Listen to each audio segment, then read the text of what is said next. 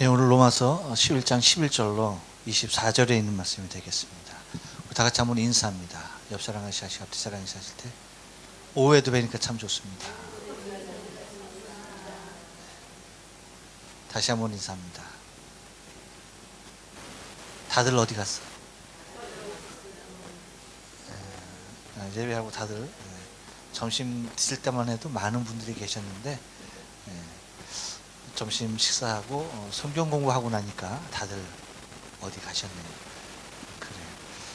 많이 바쁘신가 보죠. 다 같이 한번 더 인사합니다. 점심 맛있게 드셨습니까? 아직 점심 안 드신 분들은 예배 마치고 얼른 드시기 바랍니다.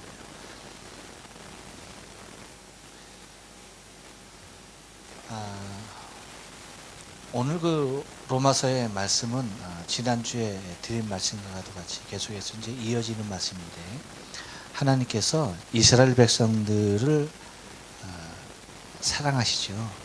그 사랑하시는데 잠깐 그들을 방임하십니다. 방임하셔서 그 하나님의 관심이 이방인들에게 가게 되고, 그 이방인들 중에서 하나님의 자신의 택한 백성들을 불러내시면서 또한 그 불러내시는 과정에서 하나님이 바울이라고 하는 특별한 이방인 선교사를 이제 들고 사용하시는데, 그 바울이 사용되어지는 그 과정, 자신의 어떤 그런 경험들을 비추어서 이제 이방인과 유대인 그 둘을 향한 하나님의 마음을 잘 그려내고 있는 것이 오늘의 본문의 내용입니다.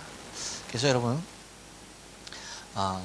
하나님이 얼마나 그 인생의 구원을 위하여서 일하고 계시는가에 대해서 잘 소개해주고 있는 것을 바라보게 되어져요. 그래서 오늘 우리가 좀 성경 구절을 좀 봐가면서 하나님의 그 중심을 좀 이해하며 나아가기를 원합니다.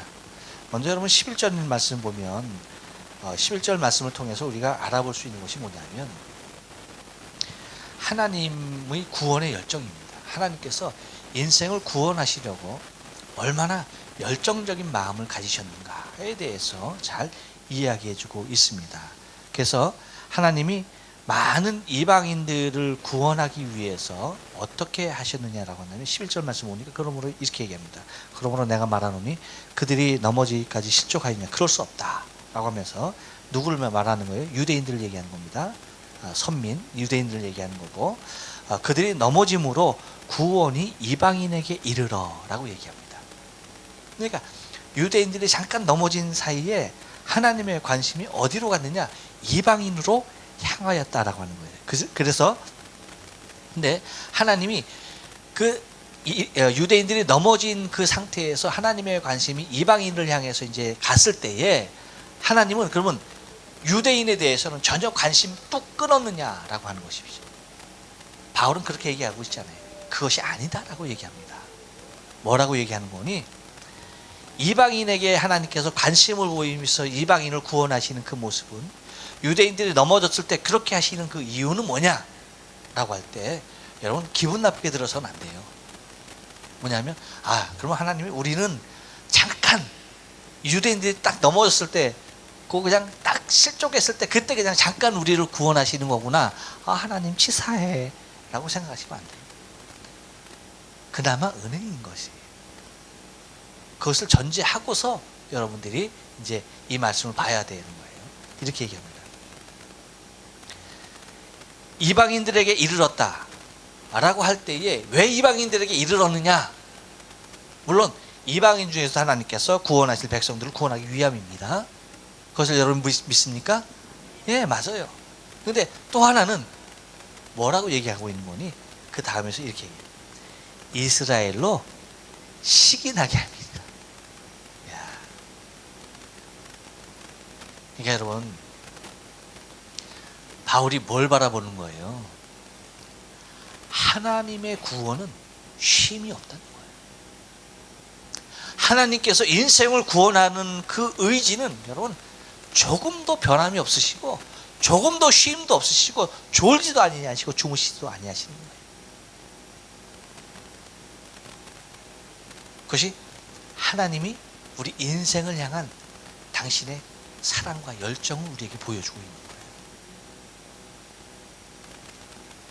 거예요. 유대인이 넘어졌다 해서, 하나님을 떠났다 해서 그들을 완전히 버리셨느냐? 그렇지 않다는 얘기예요. 잠깐 넘어진 사이, 잠깐 떠난 사이에 하나님의 관심은 이방인으로 향했고, 그 이방인으로 향해서 하나님께서 이방인들을 막 구원해내시는 그 구원의 모습을 보고 유대인 뭐하게 하려고? 시기하게 하려고, 정신 차려서 내 하나님 내가 찾아가게 하려고 그렇게 하셨다는 거예요. 하나님의 구원의 열정이 얼마나 뜨거운가에 대해서 우리에게 얘기해 주고 있어요. 여러분, 사랑은 이렇게 해야죠. 그렇죠? 사랑은 이렇게 해야 돼요. 하나님이 우리를 사랑하는 것 같이 우리도 그와 같이 사랑해요.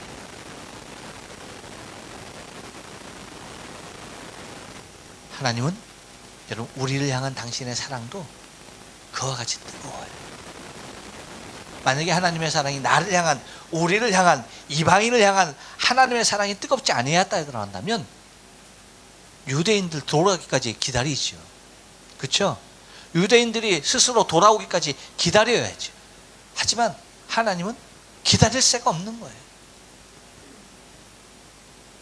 또 다른 생명의 구원을 위해서 달려나가시는 거예요. 할렐루야. 이것이 하나님 당신의 마음이에요. 우리가 하나님의 그 마음을 우리가 알고, 그 마음, 그 열정으로 하나님께서 나를 구원하셨구나 하는 그 사랑을 우리가 깨달아 알아야 한다는 것입니다.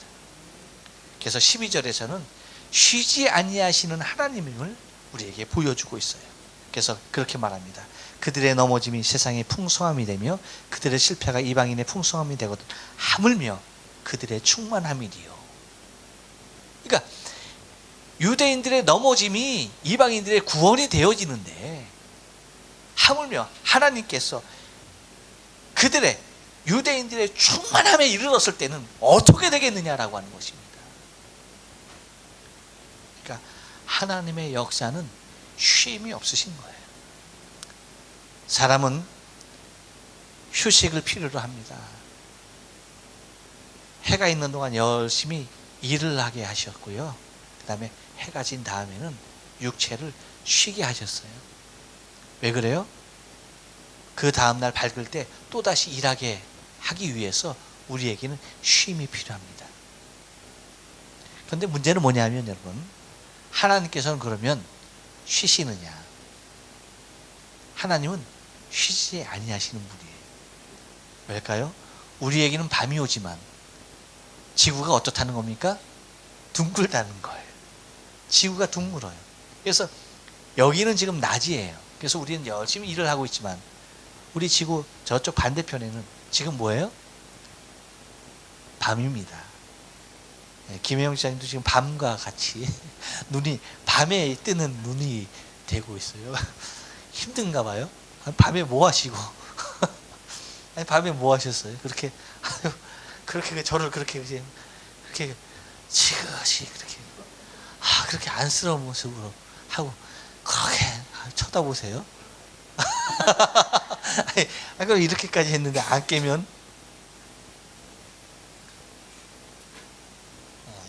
그래. 근데 지구 반대쪽은 뭐예요? 다 자고 있는 거예요. 다 자고 있어요. 그럼 하나님이 우리를 지금 지키시고 계시겠죠. 문제는 이제 우리가 쉴 때쯤 되면은 그 사람도 또 아이고 부시시하고 또 일어나네. 그럼 하나님은 어떻게 돼요? 하나님은 여러분 지구를 둥글게 만들어 놓으신 이유는 당신은 쉬지도 아니하시고 주무시지도 아니하시는 하나님이기에 그렇게 만들어 놓으신 거예요. 24시간 아니 365일 어느 때든지 하나님은 쉬시지 아니하시는 분입니다. 그러한 모습으로 우리를 향한 당신의 사랑을 우리에게 보여주고 계신 분이에요.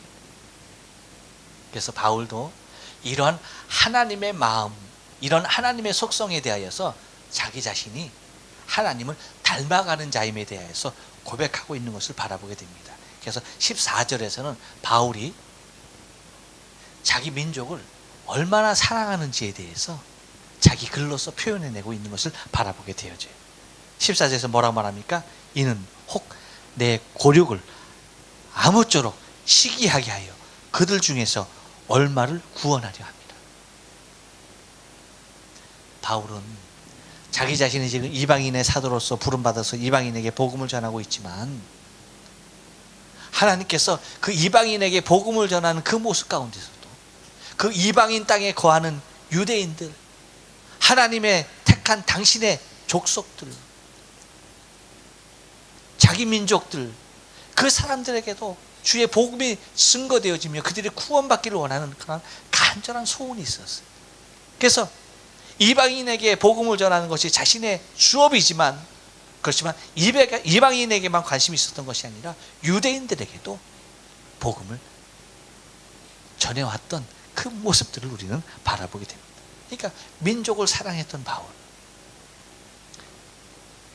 여러분, 우리나라가 복음이 전파되어져서 100년이 조금 넘는 150년이 안 되는 이 복음의 역사 가운데 이렇게 엄청난 복음이 확산되어지고 국민의 20%가 넘는 복음화율을 이룰 수 있었던 결정적인 요인은 뭐예요? 여러분, 민족 복음화. 우리 민족, 우리가 복음화하지 않으면 안 된다라고 하는 그 민족 복음화의 의식이 아주 높았습니다. 그 어느 민족보다도 높았어요. 그것이 뭐예요? 결과적으로는 대한민국이라고 하는 그러한 나라도 건국하게 하고요. 여러분, 대한민국 건국사를 보면은 어떻게 됐어요? 대한민국 건국되기 전에 여러분 그 3.1운동 3.1절이 얼마 전에 지났잖아요.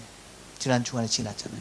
여러분 보시면은 거기 민족 대표 중에 33인 중에 기독교인들의 숫자가 얼마나 많아요?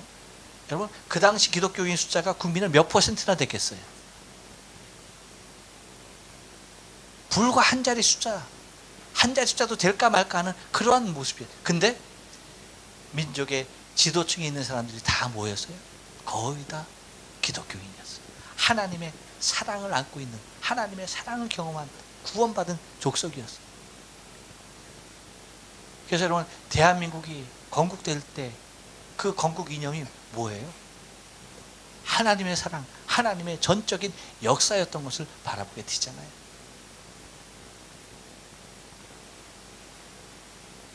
국회의 처음 역사도 뭐예요? 기도로 시작하고 건국이 기도로 시작됐던 나라.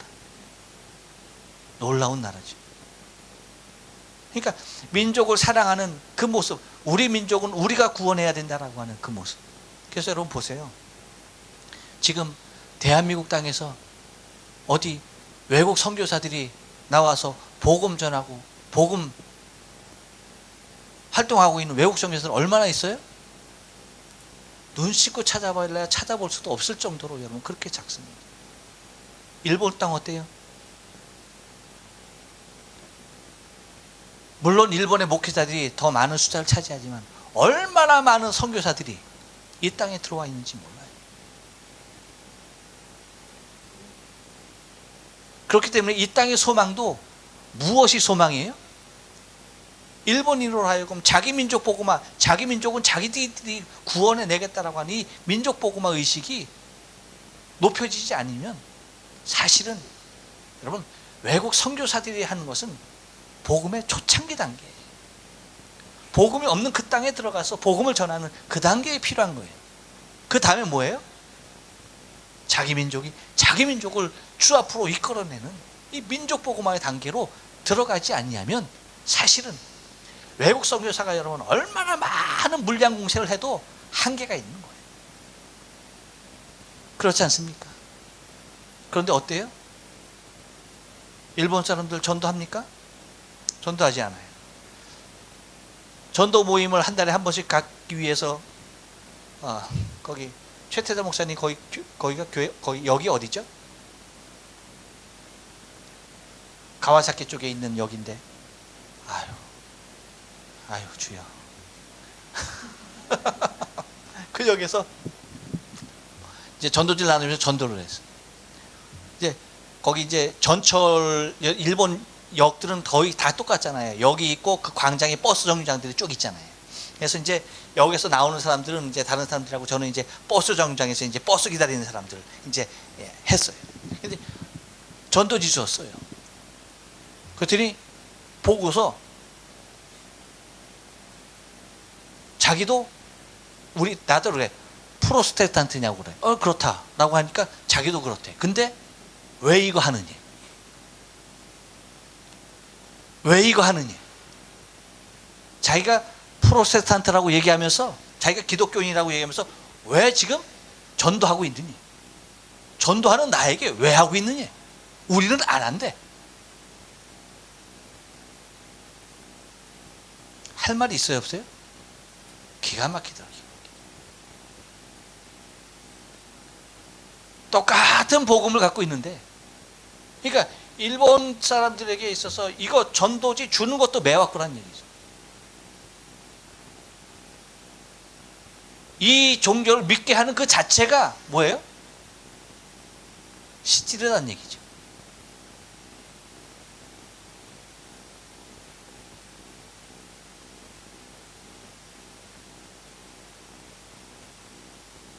생명인데 생명인데 인간의 윤리적인, 인간의 도덕적인 기준이 우선일 수가 없죠. 여러분 일본에 보면 구급차들 자주 다니죠. 구급차 아주 자주 다닙니다. 저는 아주 일본 구급차만 보면 아주 욕이 나와. 아주 그냥 속이 터져. 왜냐하면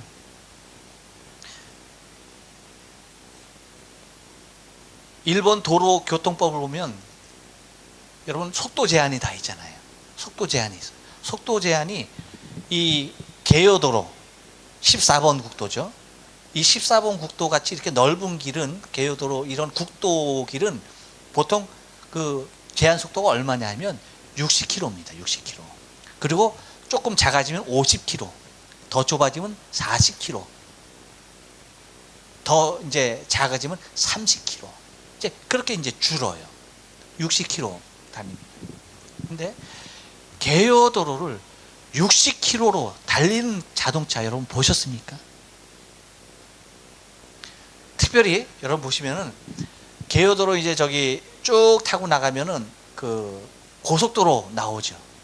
고속도로 그 구마츠가와 가면 고속도로 나옵니다. 그 마쿠아리 가기 전까지 여러분 거기 고속도로지만 정규 속도가 몇 킬로인지 아십니까? 60입니다. 60. 60km인데 일본 사람들 얼마나 질서 잘 지키는 사람들입니까? 그런데 거기 60km로 달리는 인간 봤어요? 나는 한 번도 못 봤어. 제가 거기를 얼마나 많이 다녔는데도 단 한 번도 못 봤어. 거기 제 아내도 운전하다 거기서 속도 위반으로 잡혔어, 한 번. 거기는 잡으면 다 잡히게 돼 있어. 어떤 차든지 다 잡히게 돼 있어. 한 번도 내가 정규 속도로 다니는 차를 보지를 못했어. 60km지만 최하 90으로 다닙니다. 최하 90. 그러면 30km 이상 오버예요. 근데 사실 거기 90km만 다녀요? 아니에요. 100km 다 넘게 다녀요. 거기를. 그러니까 어떻게 생각하면 120km도 다녀요. 진짜 실제 속도로는. 그러면 더블 속도로 달리는 거야. 그러니까 거기서 잡으면 안 잡힐 자동차가 없어. 근데 구급차, 야 정말 구급차 어떻게 다니는지 아십니까? 신호는 빨간 신호면 왱왱왱 하면서 뭐 가겠다고 하면서 신호 이렇게 그냥 무시하고 이렇게 조심조심 아주 도리도리를 아주 원칙적으로 하죠. 도리도리. 아이고 그냥 가도 될 건데 그냥 더 천천히 가냐고 애를 써요. 그리고 신호 위반, 신호 이제 무시하고 갔어요. 속도는 어때요? 그 도로 속도 지키는 차량은 구급차밖에 없어요. 그 속도 제한 지키고 다니는 차는 구급차밖에 없다니까. 여러분 한번 유심히 봐. 제가 거짓말 하나? 아니에요. 운전해보는 사람은 다 알고. 구급차가 제일 천천히 그 규정 속도 지키면서 다녀. 난 그래서 의심스러워요. 저 구급차를 운전하는 사람들은 자기 차도 저렇게 운전할까? 정말 자기 차도 저렇게 속도에 맞춰서 저렇게 다닐까? 그래서 구급차를 운전하는 사람이 내가 단 한 번도 보지 못했기 때문에 내가 지금 이런 말을 하는 걸까? 자기 차를 타고 운전했을 때 정말 그 속도대로 규정대로 다니는 사람일까? 근데 저는 아직까지 수없이 많이 16년을 일본에서 운전하고 다녔지만 제한 속도를 맞춰서 다니는 사람은 단 한 사람도 못 봤습니다. 본 적은 있어요. 저기 시골에 가면 지모토들이라고 하죠. 거기 국도 보면 경차 타고 다니는 그 할아버지 할머니들이 있어. 야, 그분들은 바쁜 거 없대. 50km면 딱 50km 다녀. 그러니까 구급차 운전자들은 다 그 사람들인 것 같아. 도심에서는 보지를 못했습니다. 무슨 얘기 하려고 하냐면, 여러분, 구급차라 할지라도 규율이 있다 하더라도 예외적인 모습은, 생명을 다루는 일에 대해서는 예외적인 모습이 반드시 필요한 거예요. 그 신호 다 지켜가면서 생명 구원할 수 없는 겁니다. 복음 전하는 것이 일본 정서에 일본인의 개인 신앙 프라이버시 침해하는 것이라 해서 전하지 않는다고 한다면, 여러분, 생명 구원 어디에서 있겠어? 있을 수 없어. 그러니까 이 땅에 복음화가 뒤지고 수없이 많은 선교사들이, 저와 같은 수없이 많은 선교사들이 이 땅에 와서 복음을 전해야 할 이유가 뭐냐? 자기 민족을 구원해 내려고 하는 어떠한 열정도 없다. 바뀌어야 합니다. 그래서 우리 교회에 나오는 일본인들은 우리가 좀 더 특별한 모습으로, 여러분, 일본 자기 민족을 구원해 낼 수 있는 구원의 열정으로 정말 가득 찬 바울과 같은 사람으로 우리가 만들지 않으면 안 되겠다는 거예요. 왜? 여러분 알잖아요. 우리가 일본 사람들에게 복음 전해봐야 콧방귀나 듭니까? 일본 사람인데 어떤 사람인데요?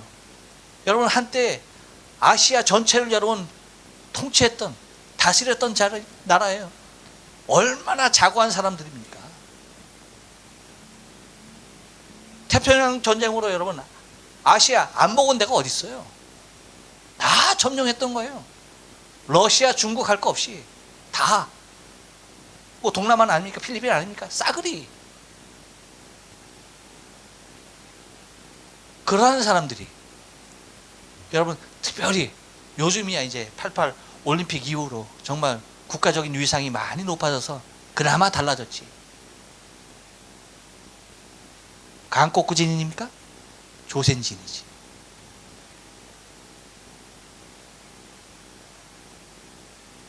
깔고 옵니다. 깔고 가. 그러한 보이지 아니하는 자존심이 있는 사람들이 일본 사람들이. 그러니까 여러분, 우리 교회도 일본 사람들이 있지만 우리 스스로가 전도한 사람 얼마나 돼요? 아니에요. 다 관계대에서 나오는 사람이에요. 그렇기 때문에 일본 사람들이 전도되려고 한다면 일본인들이 먼저 복음으로 거듭나지 않으면 안 된다는 거예요. 바울과 같이 정말 민족을 사랑하며 민족을 구원하려고 애쓰는 그런 민족이고 그러한 사람들로 복음으로 거듭나게 하지 않으면 안 된다는 것이죠. 그러니까 바울은 자기 민족을 얼마나 사랑한 사람인지 모르는 거예요. 그렇기 때문에 그렇게 얘기하는 겁니다. 이는 혹 내 고륙을 아무쪼록 씻게 하여 그들 중에 얼마를 구원하랴. 그러니까 누가 됐든지 자신이 복음을 전하는 그곳에서 하나라도 유대인을 구원하기를 원하는 그런 간절한 모습이 있었던 것이.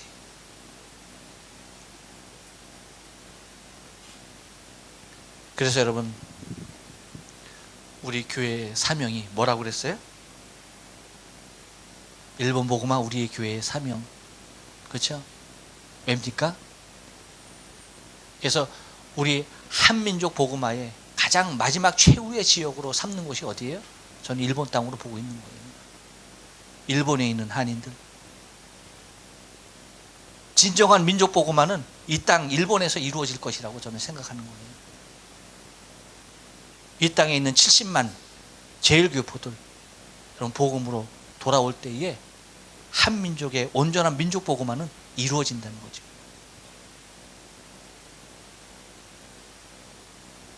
여러분, 저와 여러분도 바울과 같이 민족을 사랑할 수 있는 그러한 마음이 열려지길 바라요. 복음으로 품을 수 있는 그런 마음들이 열려져 있길 바랍니다.